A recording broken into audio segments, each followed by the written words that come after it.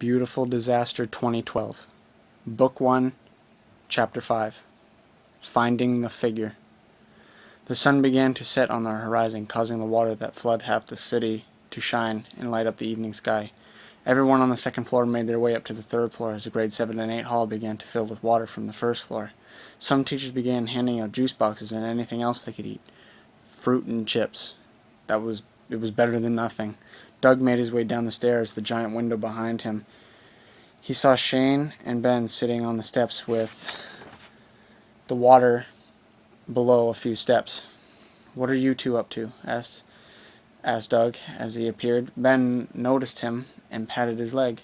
As Shane spoke up, "We're just hanging out, watching the water," he said, and Ben laughed as Doug sat down as well. "It's the only thing we can watch. Or look at besides each other," added Ben before turning to Doug. "Yeah, but staring at each other makes you look weird," said Shane, and Ben nodded suddenly.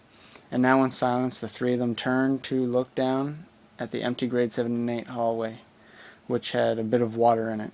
"I feel really bad, guys," said Doug, and Ben and Shane turned to him. "Why is that?" asked Shane. "Don't you wish you could help everyone? I mean, instead of being trapped," said Doug calmly. "You feel helpless because you can't help these people, and you want to," said Shane slowly. "Exactly," replied Doug, and Ben stood up and faced him. "We're all going to get out of this just fine," said Ben. "We just have to wait," he added, as Doug turned and looked at the floor.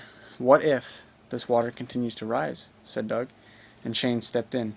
"Key word, Doug. What if?" he said.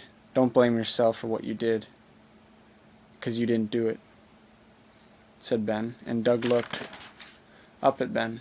"That's it. Somebody had to have done this, 'cause water wouldn't just flood this part of Stratford. The whole city would be underwater," said Doug. "Well, maybe," said Ben slowly. When they turned, the two of them saw Shane up against the doors in the knee-deep water, look at the end of the 7 and 8 hallway," said Shane, looking through the window. And when Ben and Doug turned to look, they both saw a tall human figure, but it was pitch black. You couldn't make out a face or anything. As Doug stared, he spoke up. "I've seen that figure before," he said sharply, and Ben and Shane turned to him.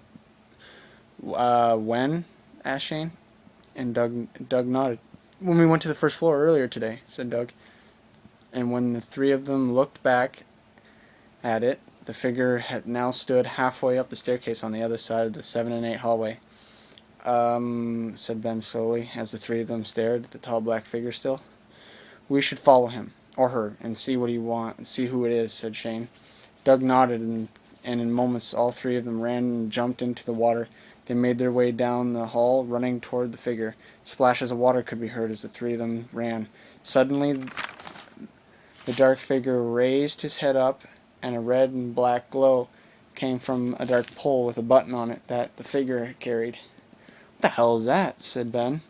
Doug stopped running, as did Ben, and Shane and Doug remembered the figure holding the same glowing stick that flashed red in his hands before, when he saw the figure on the first floor. "Doug, let's go back and tell everyone," said Shane, as Doug watched the figure. At that moment, the dark, faceless mass lifted his reddish stick over his head and waved it. The next second, he brought it down and aimed it at Doug, Ben, and Shane. A red beam shot from the end of the figure's strange device, and hit the water in front of them. There was a splash as water flew everywhere. The three boys were knocked off their feet and into the cold water. The school shook suddenly. After that, Doug regained his balance. The water started to rise a bit now. "You all right?" said Shane, who appeared next to Doug now. "Yes," said Doug, as he turned and Ben stood there too, in the water. The figure was gone again. To be continued in Chapter 6.